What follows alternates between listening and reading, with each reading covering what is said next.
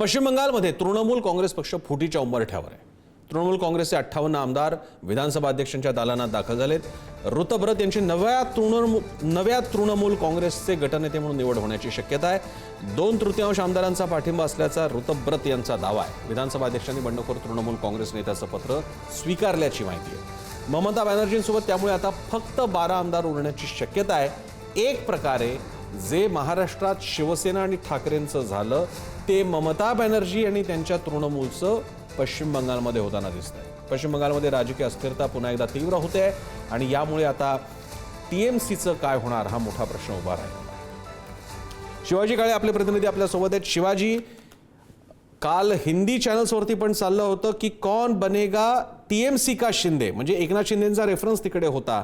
कसं आहे राजकारण चाललेलं आहे, यामागे भाजपची काय भूमिका आहे आणि मग आता तृणमूलच्या सर्वोच्च नेत्या ममता बॅनर्जींसमोर काय पर्याय राहणार आहेत?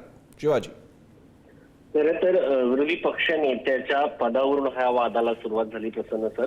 सगळ्यात महत्वाचं असं होतं की 6 मेला एक विधिमंडळ सचिवालयाची बैठक बोलवण्यात आली होती आणि या बैठकीमध्ये विरोधी पक्ष नेते म्हणून चट्टोपाध्याय यांचं नाव देण्यात आलं होतं आणि शोभनदेव चट्टोपाध्याय यांच्या नावाची शिफारस करण्यासाठी 30 आमदारांच्या सह्याचं एक पत्र विधानसभा सचिवालयात सादर करण्यात आलं।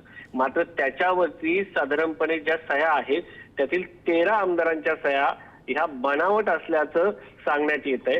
13 ते 14 आमदारांच्या सह्या ह्या बनावट कोणी केल्या हा प्रश्नचिन्ह उपस्थित होत असतानाच भाजपचे नेते आणि नव्यानं मुख्यमंत्री झालेल्या यांनी या सगळ्या संदर्भामध्ये भूमिका घेतली आणि सांगितलं की या सगळ्या प्रकरणाची सीआयडी मार्फत चौकशी केली जाईल। आता शुभेंदू अधिकारी यांनी या सगळ्या प्रकरणाची चौकशी करण्यासाठी सीआयडीची 5 सदस्यीय समिती नेमली आणि या सगळ्याची सुई जी होती ती अभिषेक बॅनर्जी, ममता बॅनर्जी यांचे पुतणे यांच्याकडे गेलेली आहे। आता मुख्यमंत्री शुभेंदू अधिकारी यांनी या बनावट पत्रावरती खरंच सह्या आहे का आणि हे पत्र बनावट आहे का या संदर्भात सीआयडीची स्थापना करून समितीची स्थापना करून याची चौकशी करायला सुरुवात केली। याचा अर्थ भाजप या बंडखोरांना खतपाणी घालतंय का हा प्रश्न या ठिकाणी उपस्थित होऊ शकतो।